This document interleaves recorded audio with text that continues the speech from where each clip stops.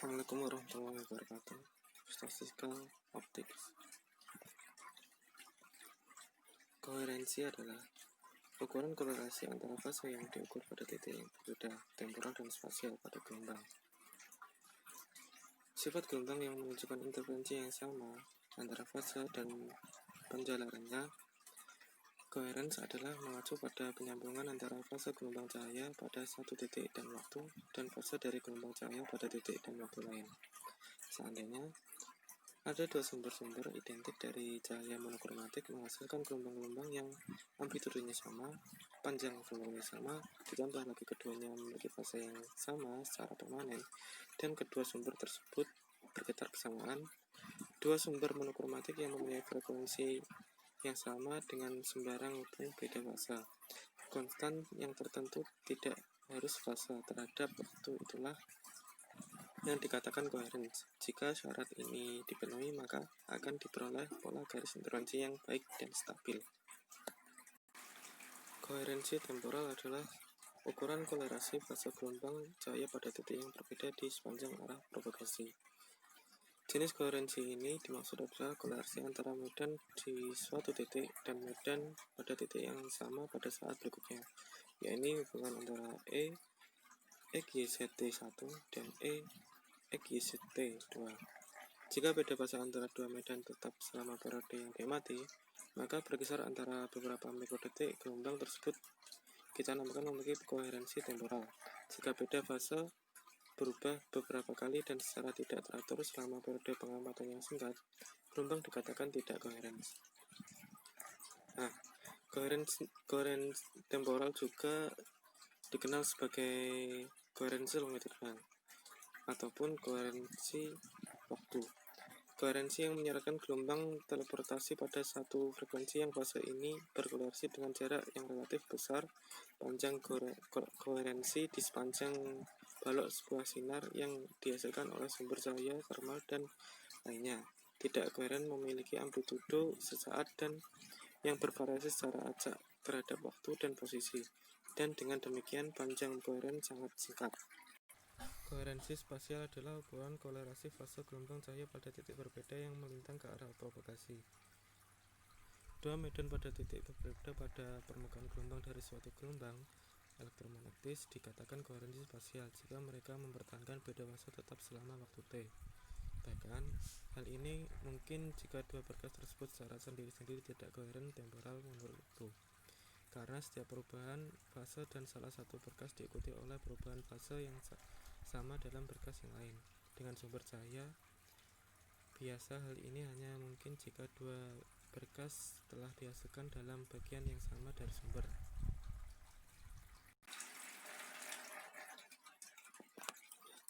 Dapat dilihat gambar percobaan tersebut. Ada dua celah yang saya namakan S1 dan S2, ada sumber cahaya dan layar. Dalam percobaan celah ganda ini, jika celah S1 dan 2 secara langsung diterangi oleh sumber pinggiran interferensi tidak diamati, sebaiknya uniformly layar menyala. Tidak ada pinggiran yang mengeluarkan cahaya dari celah tersebut tidak memiliki koherensi spasial. Jika celah sempit dikenalkan sebelum celah ganda, sinar yang melewati celah sempit menerangi S1 dan S2, gelombang muncul dari mereka karena telah diturunkan melalui divisi gelombang depan yang koheren, dan stationary pada interferensi akan diamati di layar. Jika lebar celah S secara bertahap meningkat, kontras menurun pada fringe dan disebar pinggiran.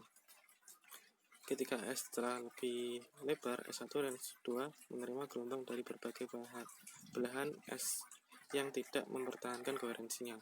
Apabila sempit, menjamin bahwa gelombang kereta insiden pada celah 1 dan S2 berasal dari daerah kecil sumber dan karenanya mereka memiliki koherensi yang spasial. Interferensi adalah fenomena di mana dua gelombang bertumbukan untuk membentuk gelombang resultan yang amplitudenya lebih besar, lebih rendah atau sama. Interferensinya tipis. Interferensi konstruktif dan destruktif, mereka dihasilkan dari kombinasi gelombang yang saling terkait. atau coherent satu sama lain, baik karena berasal dari sumber yang sama atau karena memiliki frekuensi yang sama atau hampir sama. Interferensi juga merupakan manifestasi coherence. Untuk menghasilkan frekuensi interferensi, sangat diperlukan syarat agar gelombang-gelombang tetap coherence yang berinterferensi tersebut tetap coherent selama periode waktu tertentu. Jika salah satu gelombang berubah fasenya, frekuensi akan berubah menurut waktu. Dengan sumber cahaya alami, perubahan sangat cepat dan tidak terlihat adanya frekuensi. Transmisi cahaya sebagai coherence melalui sistem optik.